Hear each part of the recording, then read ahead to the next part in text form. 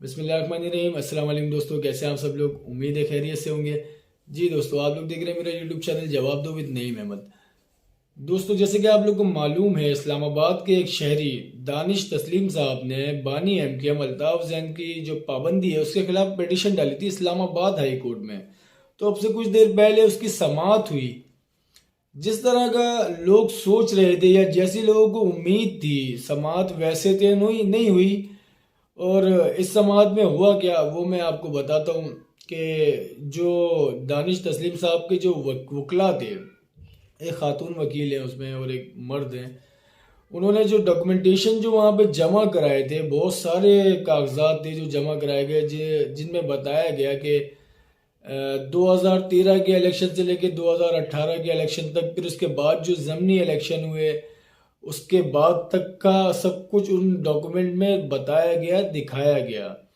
बताया गया जी 2013 के जो इलेक्शन हुए थे, जिसमें कायद जो थे, वो पार्टी के रहनुमा जो थे, जो लीडर जो थे, वो अल्ताफ जैन साहब थे। और उस टाइम पे जो वोट मिले थे वो तकरीबन 25 लाख वोट मिले थे। और 2018 का जो इलेक्शन होता है, जो बानी के बगैर होता है, उसमें तकरीबन 40% वोट जो है वो कम हो जाता है, सॉरी 60% वोट जो है वो कम हो जाता होके 40% रह जाता है। फिर उसके बाद जब जमनी इलेक्शन होते हैं, उन जमनी इलेक्शन में बाइकआउट के बाद बिल्कुल ही वोट बैंक जो है वो तबाह हो जाता है। मतलब इस तरह से पूरी डिटेल बताई गई।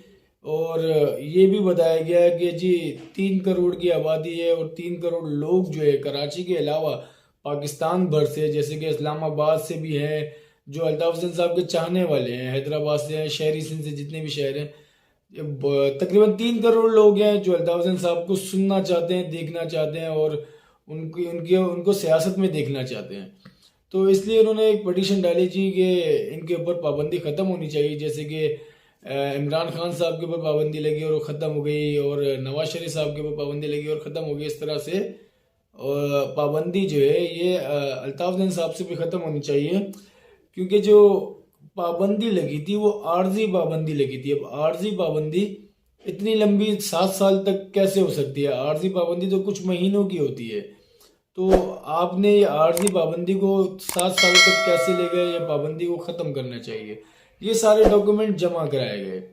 चीफ जस्टिस आमिर फारूकी साहब ने जब डॉक्यूमेंट चेक किए, उन्होंने पढ़े, तो उसके अंदर जो पैमरा का जो लेटर था, जो पाबंदी जो लगाई है पैमरा ने, जो बताया है पैमरा ने कि वजह ये है और इतनी पाबंदी है, जैसे कि जो वकला है दानिश तस्लीम के, उन्होंने कहा ना कि ये आर्जी पाबंदी थी, लेकिन इसका जो लेटर होता है ना, वो लेटर नहीं था फाइल के अंदर। जो डॉक्यूमेंट थे उनके अंदर वो लेटर नहीं था, जिस पैमरा का जो लेटर था पाबंदी का।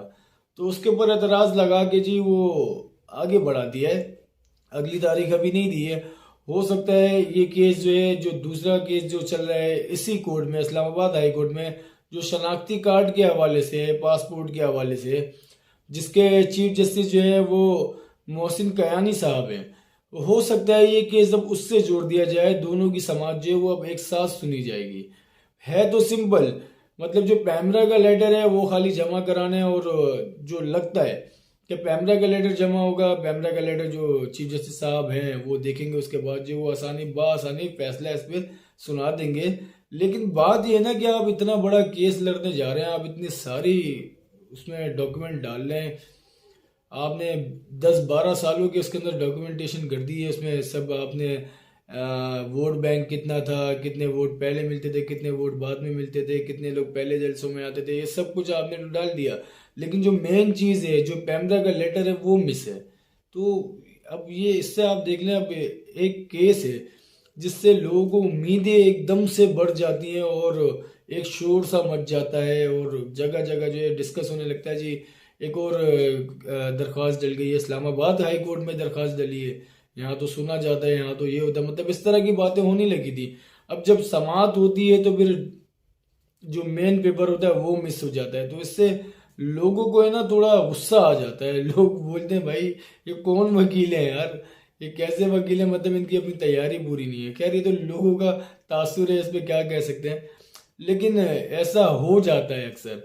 अब देखें, अब एक केस जो है, यही केस पाबंदी को हटाने के लिए, ये केस यहाँ कराची में सिंध हाई कोर्ट में डाला गया था निसार पंवर साहब के लिए।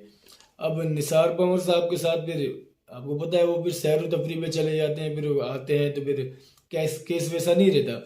अब ये दानिश साहब जो है जिन्होंने केस डाला, ये रिहायशी इस्लामाबाद के हैं, तो इनके साथ ऐसा कोई मामला नहीं हुआ, या यूँ भी कह सकते हैं कि अब जो सख्तियाँ या पाबंदियों में इतनी जो सख्तियाँ थी वो पहले जैसी नहीं रही जैसे पहले थी। यौम शौदा जो मनाया गया उस पर भी लोग निकले, कोई गिरफ्तारी नहीं हुई। इस तरह से लोग जो हैं वो बैनर्स लगा रहे हैं और वीडियोस भी वायरल हो रही हैं अभी, तो बैनर्स लगाते हुए चॉकिंग करते हुए, तो उनको भी नहीं उठाया जा रहा। तो नरमियाँ थोड़ी सी होती हुई नजर आ रही थी, लेकिन अचानक से फिर ये 2 दिन से जो गवर्नर सिंध साहब जो मुतहरिक होते हैं और सारे लोग जो है मुलाकातें शुरू हो जाती हैं, ये भी गेम चेंज कर सकता है, कुछ भी हो सकता है। कराची की सियासत में कुछ भी हो सकता है।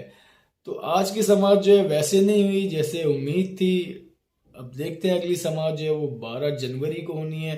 क्या ये केस उसके साथ ही अटैच किया जाता है या अलग से 7 दिनों के अंदर अंदर इसका फैसला किया जाएगा? मतलब अगली समाज जो अगली तारीख दी जाएगी वो 7 दिन के अंदर अंदर दे दी जाएगी कि आया ये केस 12 जनवरी को सुना जाएगा या उससे पहले भी सुना जा सकता है। आप लोग को मेरी वीडियो कैसी लगी अपना फीडबैक लाजमी दें और मेरे यूट्यूब चैनल को सब्सक्राइब लाजमी कर दें। अब मुझे इजाज़त दें, अल्लाह हाफिज़।